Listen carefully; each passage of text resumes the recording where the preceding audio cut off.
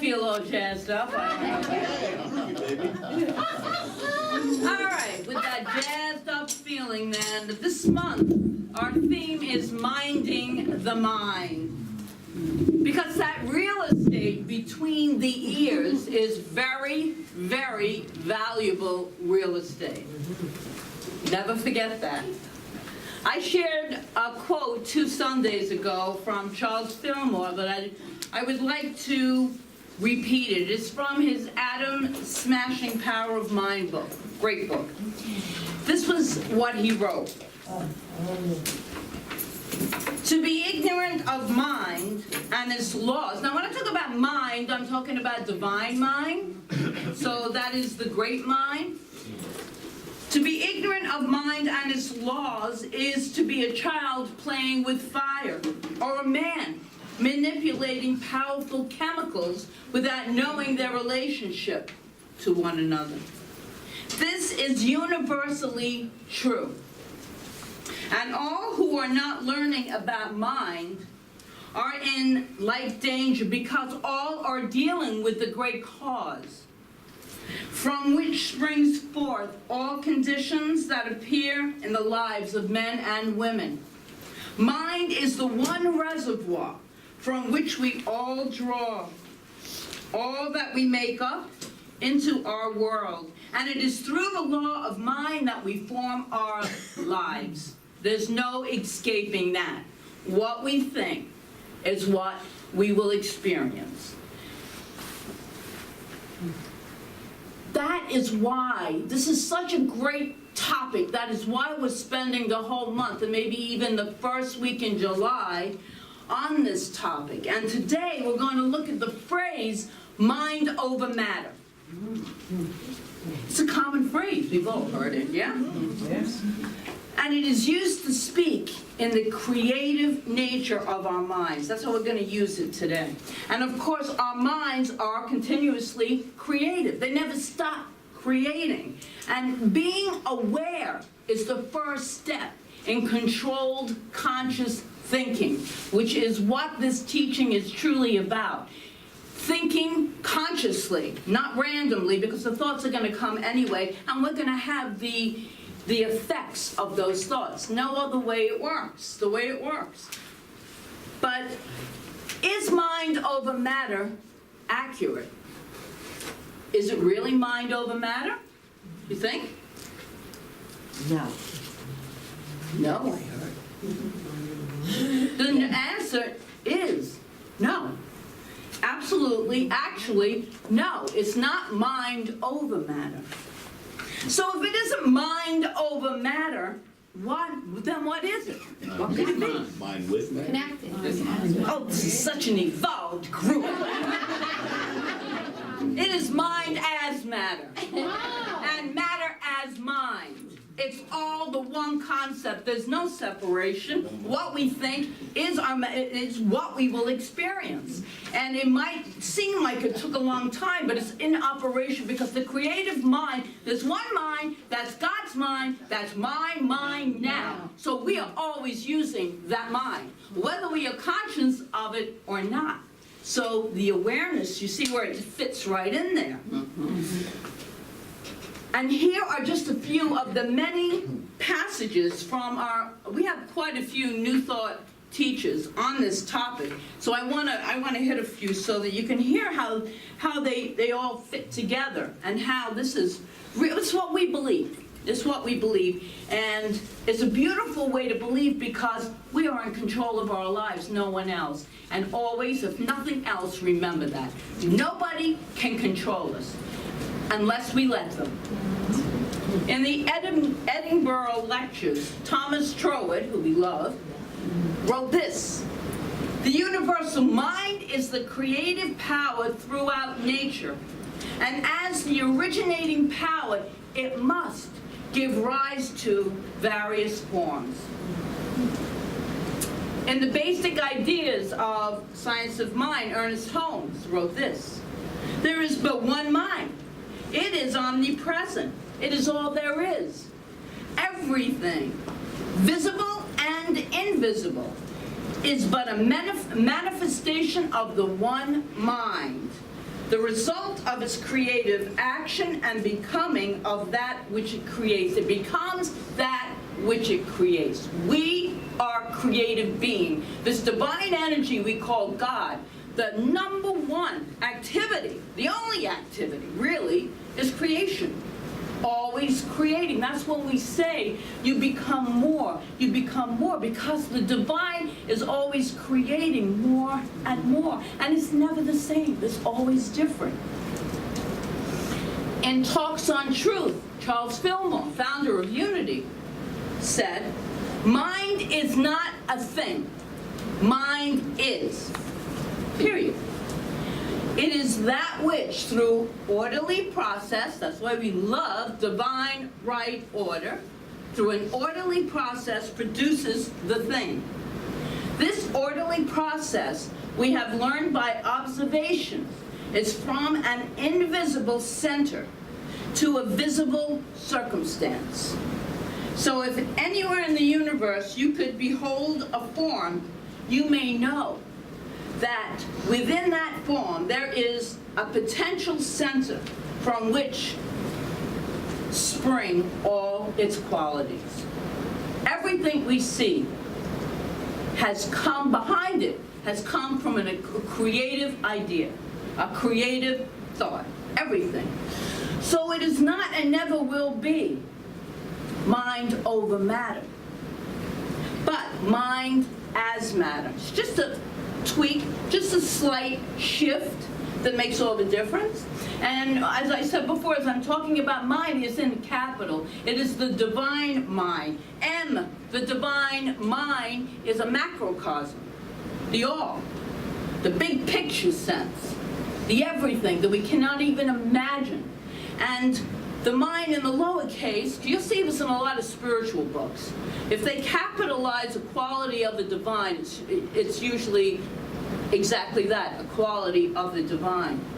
And since we're microcosms, we have all those abilities. And that's why you might hear us say, this is God showing up as Margaret today.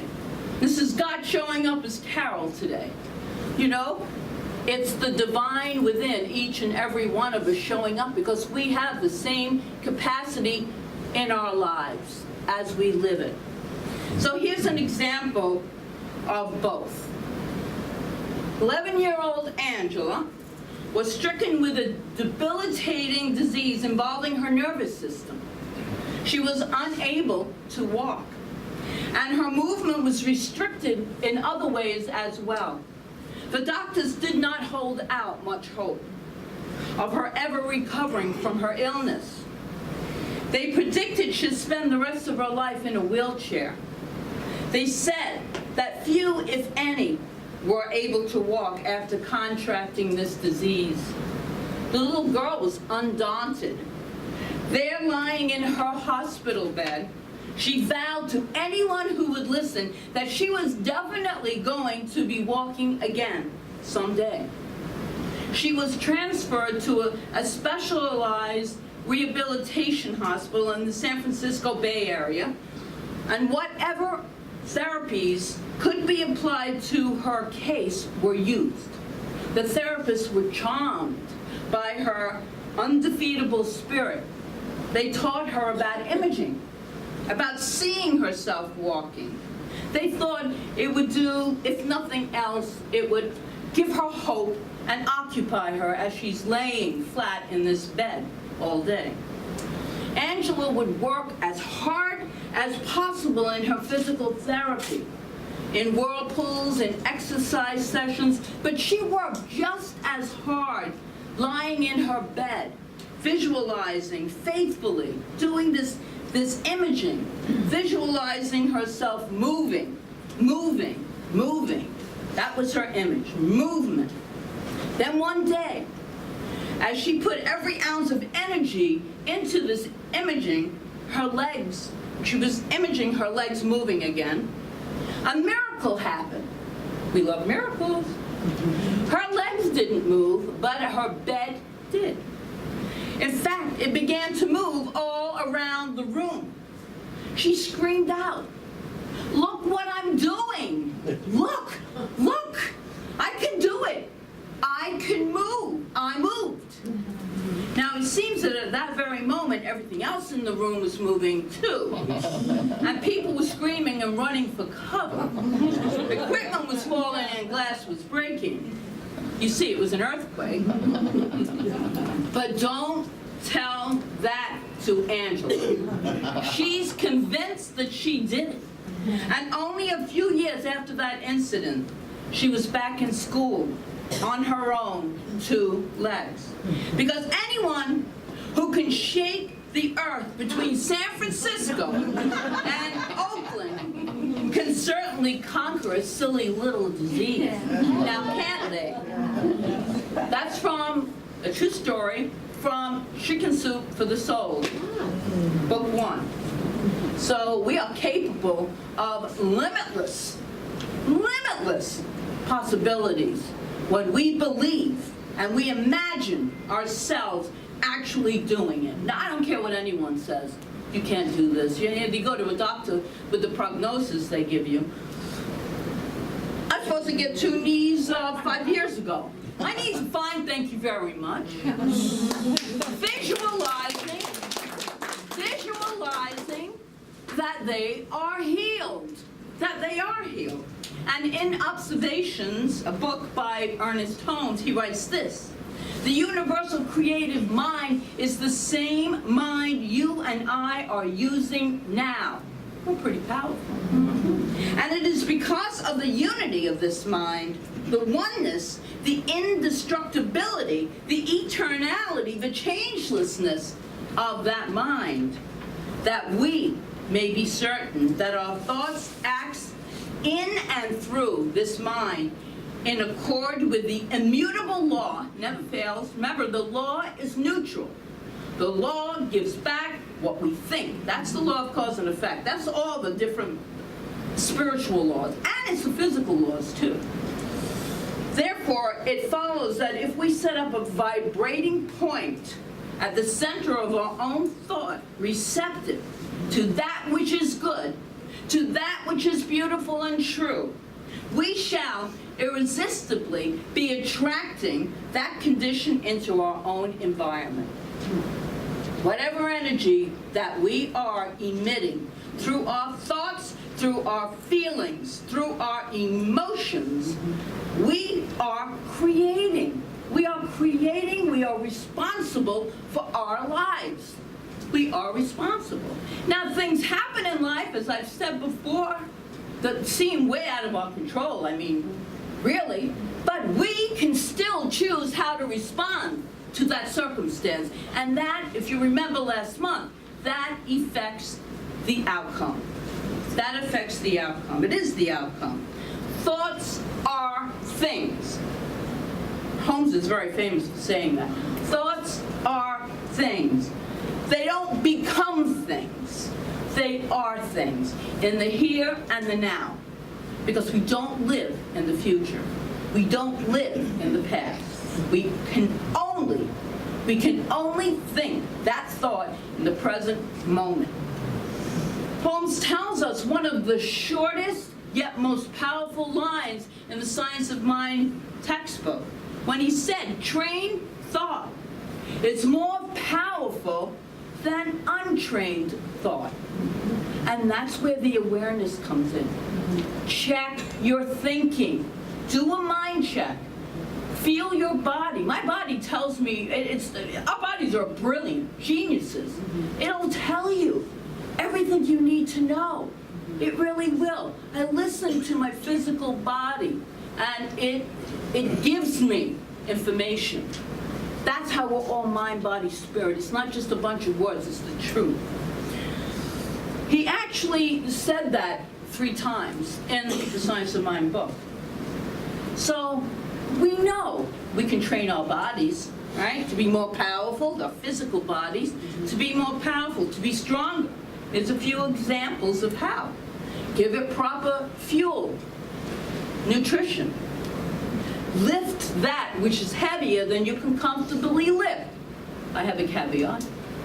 Unless it really hurts your back, like I do have that, so But I'm overcoming that too. I'm not overcoming it, I'm healing it in this here and this now. I'm standing up here straight before you. If you look at the videos from last year, I was bent over. I still stood up here. You sure did. I sure did. You But sure did. healing.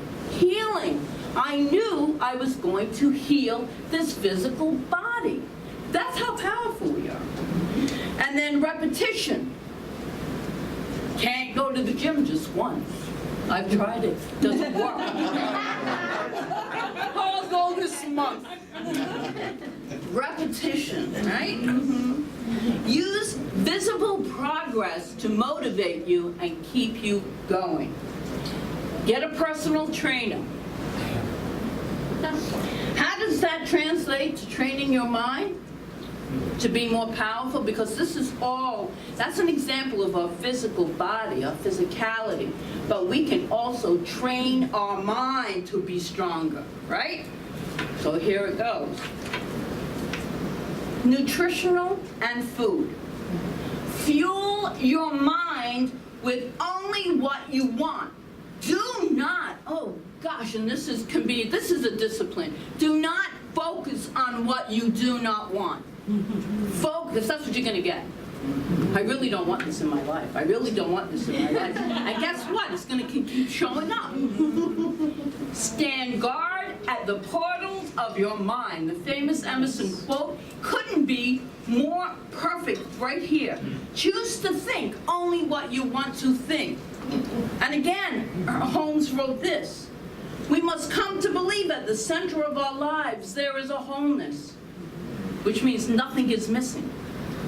And we should think of the mind as the door through which it enters. Therefore, we should be very careful to guard what comes into our mind from the opinions of others and to regulate what comes into it from any source.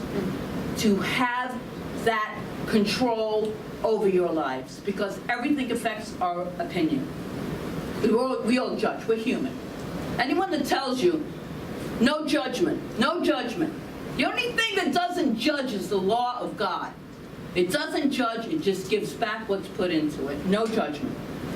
We as humans, on the other hand, we have contrast. And then lift that which is heavier than you can comfortably lift. Strengthen your mind with meditation, with prayer, with concepts that you might not really feel comfortable with yet. Ernest Holmes is famous for saying, don't believe me, use these spiritual principles yourself, prove it to yourself. And that is very true. Like the concept that good really is all there is.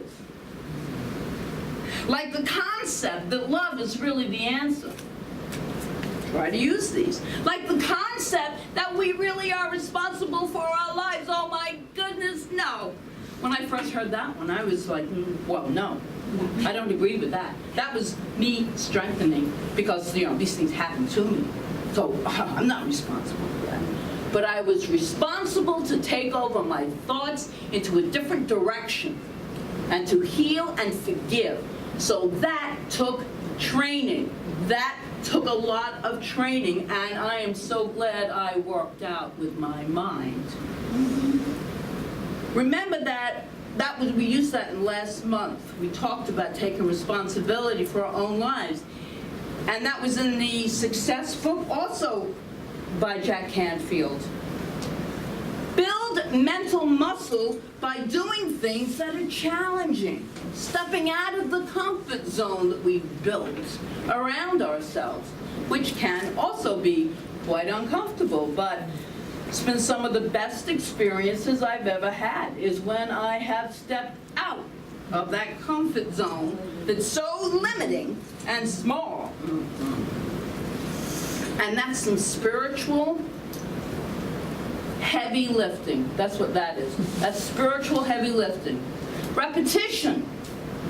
Do your spiritual reading every day. Meditate. Prayer work. Come to a class. Come to the spiritual center on Sundays over and over again, because this stuff doesn't get old. It just reinforces the belief. Because we're shifting away of the way we have been brought up to believe. We're shifting it into a new way that really benefits us and that really makes a difference in our lives. Get a trainer was another idea. Well, hello, we have 13 trained spiritual practitioners who they've trained for like 5 to 7 years just to become a practitioner. We have them available. Get your personal practitioner to help you. I have one. We all should have a personal practitioner. We can call on the phone. We can go see in person. They're there. They're there for us. Mind, both with the capital M and the small, are always at work. Always creating. Always forming itself into matter. Whether it's creating through our lives that we desire depends upon what kind of peace of mind we're coming from, how we are training our mind, how we are seeing each situation, and going within and asking ourselves, how can I turn this around? How can I be at peace with what is going on right here, right now? You will receive an answer. Einstein once said, everything is energy, which I believe, and that's all there is to it. Watch the frequency of the reality you want, and you can't help but get that reality. It can be no other way. This is not a philosophy, he said. This is physics. And even though it's physics, not philosophy, it can still be somewhat mind-blowing. Awesome. Awesome mind-blowing. Because I know that you've had experiences where you've had consciously used this thinking, and it has turned everything around, and you're just like, wow, mind-blowing. A young boy, this is a story that I have repeated before, but it's worth repeating right now to you. A young boy was sitting on a park bench with one hand resting on an open Bible.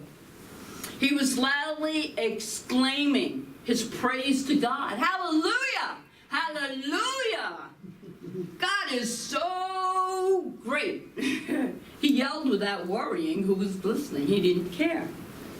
Along came a man who had recently finished studying at a local university, and feeling himself very enlightened, he took some spiritual classes in ways of truth. And very eager to show this enlightenment, he asked the boy about his source of joy. The boy replied with a bright laugh, "Do you have any idea how awesome God is?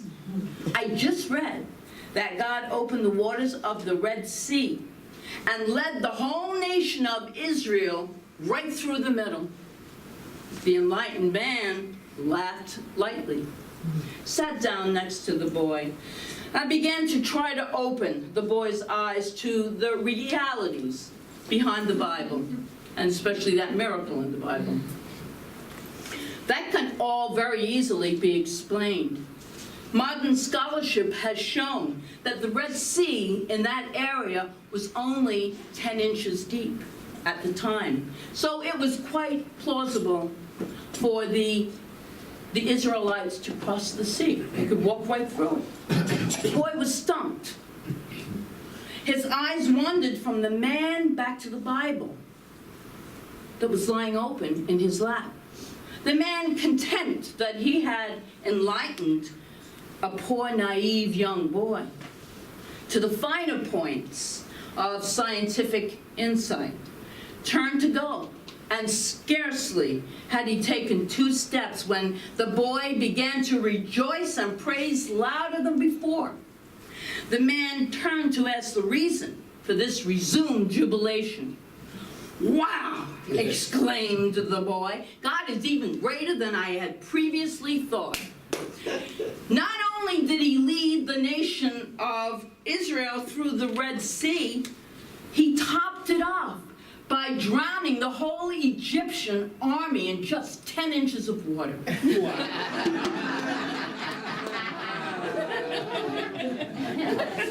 There you go. We say in New Thought a lot, change your thinking, change your life, right? Because thought is always creative, as we have been speaking about this morning. Thought is always creative. What is it creating? It's creating form or matter all the time, never stops. And so just to tweak the phrase that we've heard, is mind over matter, is to bring it into perspective of mind is matter. Mind is matter. And so in keeping with our theme, minding the mind, I invite all of us to do those mind checks, to be aware of what the thoughts are, and to hold ourselves in that alignment with our big vision. Don't let the ideas come in, because they will, telling you why you can't do it. We're the worst person to listen to, by the way. Don Miguel Ruiz wrote that in the Fifth Agreement. Don't listen to yourself at all, because you're lying. But there is an insight, there is an innate intelligence within the body that will always guide us in the direct direction. And the whole idea is get yourself aligned with that through meditation, through prayer, through reading these insightful books, through taking classes. They keep me on the straight and narrow. I know when I've been out of a class, because my mind starts really giving me some stories that I don't want to believe. So I invite you all to join me in minding your mind and to realize that mind is matter. And so it is.